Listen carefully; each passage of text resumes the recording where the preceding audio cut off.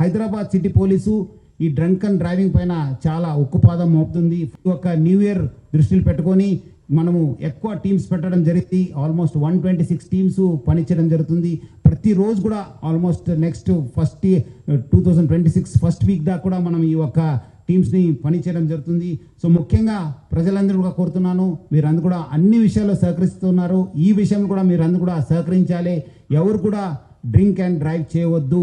మీరందరూ కూడా తాగి బండి నడిపితే చాలా అంటే చాలా స్ట్రింజెంట్ యాక్షన్ తీసుకోవడం జరుగుతుంది. సంవత్సరాన్ని మీ యొక్క ఫ్యామిలీస్ ఫ్రెండ్స్ మధ్యలో మీరు చేసుకోవాలి, కానీ 4 గోడల మధ్యలో చేసుకోవద్దని చెప్పి మరి కోరుతున్నాను.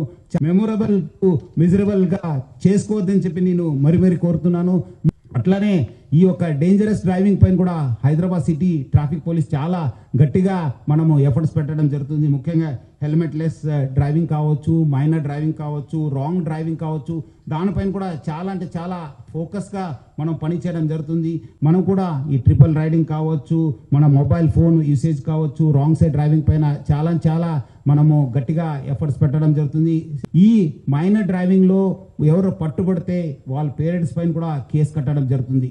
మీరేదో వాళ్ళు అడుగుతున్నారు, మాకు ఇబ్బంది పెడుతున్నారంటే వాళ్ళకి ఏదో జాయ్ఫుల్ రైడ్ కోసం మీరు కీ ఇస్తే మీరు కూడా లోపల వెళ్ళాల్సి వస్తుంది, మీ పైన కూడా కేసు వస్తుంది. సో ఎవరు కూడా పేరెంట్స్ ముఖ్యంగా పిల్లలకి చేతికి కీ ఇవ్వద్దు.